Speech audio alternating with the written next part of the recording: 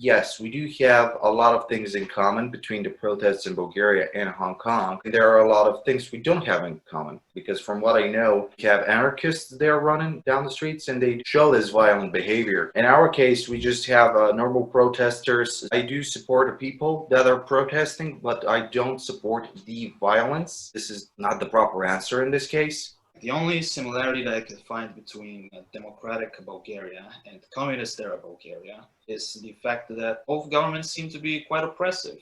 Personally, I don't think that Bulgaria should leave the EU. I've heard the speculations how the quality of life has decreased in Bulgaria ever since it has joined the European Union, mainly the cost of products in general, and also the quality of it. Personally, I do believe that if we go to the Eurozone, this won't be the smartest decision. I mean, we are not financially and economically ready for such a transfer. I'd rather stay with the Bulgarian left rather than the Euro.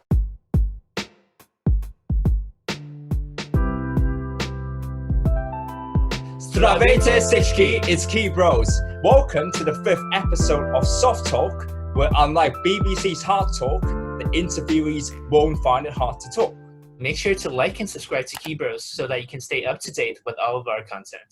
So today, we're very pleased to have two guests from Bulgaria. They are Asparuh and Svetozar. So I met both of them last year in Sofia, the capital of Bulgaria. Asparuh was very nice. He took me around the whole city. I've also visited other parts of Bulgaria, like the very famous Seven Rila Lakes, Plovdiv, Veliko Tarnovo. They're very nice cities, and it's a beautiful country. So Asparuh and Svetozar, do you mind introducing yourselves to the audience? Thank you, Keybros, for having us. Again, my name is Asparuh Ninov, living in Sofia, Bulgaria, age 25, currently studying international relations, working for a small IT company, and that's pretty much it. This is my brother, Svetozar. Здравейте всички, my name is Svetozar. I am 19 years old. I'm basically Asparuh's younger brother. That's it. So. Thank you very much. Without further ado, let's begin with the first question. So what are your views on the Hong Kong protests which have taken place throughout the last year, and also the new national security law which has recently been imposed in Hong Kong? Do you think it is justified to resort to violence for these protests? Personally, from what I saw in the media, I do support the people that are protesting, but I don't support the violence. This is not the proper answer in this case. We have the same protests going on here, but we could talk about it later. About the national security thing, I'm not quite familiar about it, but what I can tell you is that the Bulgarian news are not covering enough protests in Hong Kong because currently we have ongoing protests right now in Bulgaria. So from that standpoint, people are not quite familiar with the entire situation in Hong Kong. I too do not condone violence either, because it's supposed to be a peaceful protest, right? Okay, thank you very much for your opinion. So Bulgaria is also experiencing a very serious wave of protests, as you've just mentioned, with protesters urging Prime Minister Boyko Borisov to resign due to widespread corruption and a very controversial constitutional amendment. What are your views on these protests in Bulgaria? Now, from personal point of view, what I can say is that the people are having enough, and those protests are going now for more than 50 days. Especially on September the 2nd, we had a major protest and there were conflicts between the citizens and the law enforcement involving violence, throwing bricks, fireworks, small bombs. Personally, I am a pacifist and not a fan of such activities or actions, but one of the things that gave a very bad light upon the protests was destroying the yellow bricks which are in front of the parliament and center. Those bricks have their cultural heritage. In this case, those bricks were put in there like more than 100 years ago. Those bricks actually put the beginning of Bulgaria's way to civilization. So destroying those bricks and throwing them at the parliament or the law enforcement people, it's not okay. Like, this is national history. This is national treasure at some point, if you look at it from that aspect. So it's totally wrong to destroy it just to present a point. Unfortunately, in 2020, the modern way and understanding of having a protest about something involves violence, involves bloodshed, involves fights with the cops. And if you kind of think of it, in every aspect, even in history, where we had revolutions and stuff like that, there was always bloodshed. So apparently we haven't moved that far, so we can have a peaceful protests, but we're doing whatever we can. A message has to be spread in order for the requirements to be met. So I think what you just said about the Bulgarian yellow bricks actually corresponds a lot with what some of the protesters in Hong Kong did. First, all the protests were peaceful, but then what really changed the public opinion on the protests was when they stormed the Legislative Council in Hong Kong and they defaced the national emblem and also a lot of criminal damage. Yeah, they raised the colonial flag. Right, and they raised the colonial flag. Which is absurd, right? Yeah. So I think violent protests should definitely be condemned, but the right to protest peacefully is something that we both fully support. Yeah, exactly. So we share lots of common ground here. But I think it's very important to respect the national heritage. That definitely applies to Hong Kong in relation to its relationship with China. Yeah, so I think we should take a balance, basically. Right. And how do they compare with those in Hong Kong? The way I see it, yes, we do have a lot of things in common between the protests in Bulgaria and Hong Kong. There are a lot of things we don't have in common. So, for example, the amount of people that go to the protest is totally different. And the ways that actually things are happening, because from what I know, you have anarchists there running down the streets and they show this violent behavior. In our case, we just have normal protesters. There were some rumors that people who actually are violent are paid by the oppositional political parties so they can show what exactly are people in there. I cannot rely on 100% because in every protest, every political party wants to gain some strength and just to show, hey, we're better, we can do this. But in this case, I think it's mainly about the people. It's not about the parties, although there are people who are part of the political life and they support the protests, they are in the protests and so, but people are not quite positive on them because they just don't know their thoughts and what is their target in this case. Do you have any people like that, the political party members who are joining the protests in Hong Kong, for example? I think actually a lot of the violent protesters themselves are politicians. Yeah. Which is bad in a way because it reflects poorly on the way politics have been handled in Hong Kong. Yeah. I feel like in Bulgaria, at least to some degree, you have to be rational. But in Hong Kong, you can literally go into the Legislative Council and then throw stink bombs, dungs, throw bananas, throw everything, which I imagine wouldn't happen in Bulgaria. So in Hong Kong, there's a much lower threshold for participation in public politics. The political parties are all very deeply involved in protest. Most of the so-called pro-democratic lawmakers, they all support even the violent fighters. That is the difference. I understand. So given the current social problems in Bulgaria, do people in Bulgaria actually prefer life today or life under communist rule before the fall of the Iron Curtain in 1990? I don't really know how it was like back in the communist days because I was clearly born many years after this era. So I don't really have much knowledge on that. Well, it depends who are you asking. Like, if you ask the elderly people of Bulgaria, of course, they're going to say that during the communism era, things were better, the quality of life was better, and so. But there are a lot of speculations on that one as well, because during the communism era in Bulgaria, you cannot make certain moves, if you know what I mean. So basically, you can easily end up in jail. You can easily end up with your properties being taken. Long story short, all you have to do is keep it quiet, enjoy your life. This is what we give you, just enjoy it. Now, in my personal opinion, I prefer, of course, the democracy. I haven't lived during the communism era, but I'm totally down for what we are having right now. The timeline between democracy and communism is just that you have almost the same amount of rules, but the consequences are a bit different. The only similarity that I could find between democratic Bulgaria and communist era Bulgaria is the fact that both governments seem to be quite oppressive. But the nation seems to be more vocal about the democratic era Bulgaria. Did they actually protest against the government back in those days? Yeah, they had a major protest in 1989, which actually caused the Iron Curtain to fall. Mm-hmm.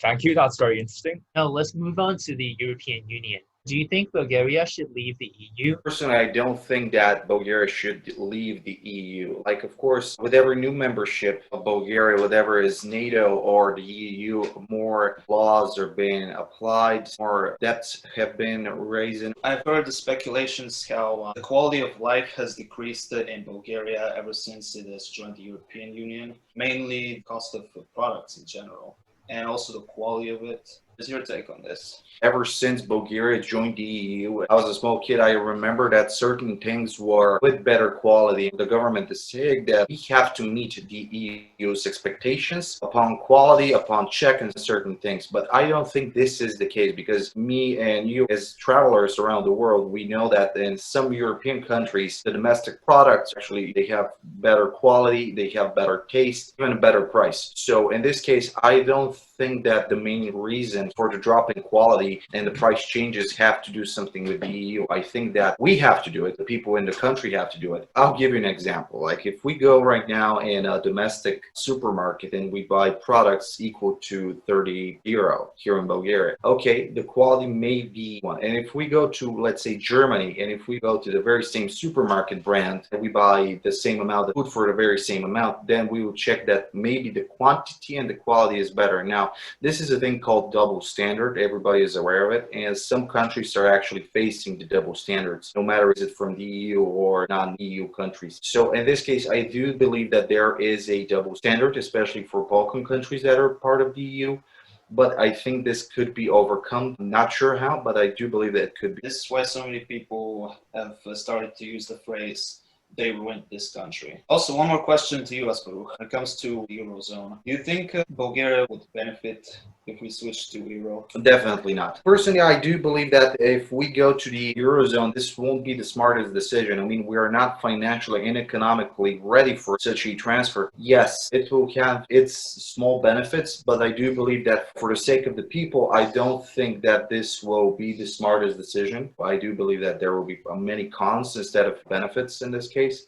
I do believe that we have to remain with our currency, no matter what the rates are. So I'd rather stay with the Bulgarian left rather than the euro. The only thing that needs to be done if we want to switch to euro efficiently is to increase salaries. That's the idea. We're not financially ready for such an action. Like if we switch to euro and then we want to increase salaries, then you're going to face financial and economical problems. That's the idea, isn't it? Most definitely. Especially for countries which are not France and Germany. They have very little influence over the ECB, the central bank. And when you cannot control your own currency's interest rates and the monetary supply, it's actually very detrimental. Your financial situation, and that has been seen to affect Italy and Greece and also Spain. So I think it's definitely a good idea to maintain your own currency. And also I think it does help preserve your sovereignty, which I think the EU has encroached upon the sovereignties of various nations. Personally, I have a very skeptical view of the EU. And a lot of things aren't very transparent either. So I think overall it's a good idea to maintain as high of a degree of your sovereignty as possible. Yeah, I think many of our guests from the southern European countries have expressed a very similar skepticism of the EU. All right, so we'll turn to the final part. Bulgaria is less well known to our audience, but it is a country with very long history and rich culture. I remember, Asparuh, you showed me around the historical ruins in Sudica, and Bulgaria is also the country where the Cyrillic alphabet was founded. Please briefly introduce to our audience about your country, like the history, the culture, and also the main characteristics of the mentality of the Bulgarian people. I would love to share this with you. Well, for the audience that is not aware pretty much with the history of Bulgaria, all I can say is that the Bulgarian nation was formed in 681. We have like very strong heritage. Asparuh came from Asia Minor and formed the Bulgarian nation. Ever since we were under Byzantine slavery, then Ottoman slavery for 500 years, and slowly we have became independent country with the help of Russia. After this, we were under the communism era. I mean, those are very basic things. Everybody who is interested in the history of Bulgaria can check it out. We can talk about it for hours and hours. I think here the main question is what is the mentality and what is the culture? This is a difficult question. First of all, it's up to the person. Like if a foreigner comes in Bulgaria, if a normal person like me or him meets him on the street, then the foreigner or the tourist asks for help, of course we are going to give him some help. We're going to show the hospitality and everything. So from that point of view, everybody who comes here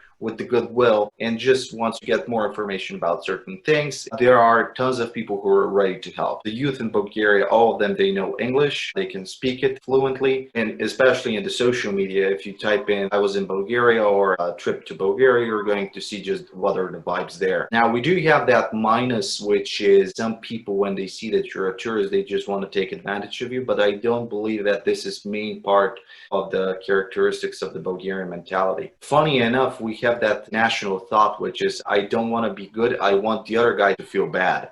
This is a quite weird characteristic, although from what I'm witnessing, it's almost gone by now. It remains in some people who are living between the communism and the democracy. So I think that the youth of Bulgaria has actually a big future as long as they stay in their countries and they can support and help and actually show one different approach of how the things should happen. With stereotypes, but more on that later. Yeah, stereotypes. I mean, the other thing which should apply whenever you go, actually, it's not only to Balkan countries, don't rely on stereotypes. They paint a bad picture and it needs to be controlled. Exactly. Just a follow-up question I wanted to ask, because you mentioned the dominance of Bulgaria by the Ottomans. So that kind of ties into the refugee crisis, actually. Do Bulgarians still sort of have a skeptical view of Muslims or of Middle Eastern or Turkish people, or is that tension mostly gone by now? There are some tensions here and there. In the very center, we have a mosque, and some people just don't feel safe going through the mosque because they see representatives of the Muslim culture and religion walking around. But I do believe that with every religion, wherever you have mosques, churches, or whatsoever, just to avoid confusion between religious parties or religious supporters, if it's a bit more controlled by the government or certain institutions, then the people could feel a little bit more safer. This can be solved. But again, this is not quite the proper decision because in the end, it's only up to the people's culture. Like if you see tons of people praying and if you hear a different language speaking on the street rather than your own language, then of course you should feel concerned. I mean, nobody is pointing a finger by saying, hey, we were under 500s under your slavery. What do you think you're doing here? It's more about what is the current situation.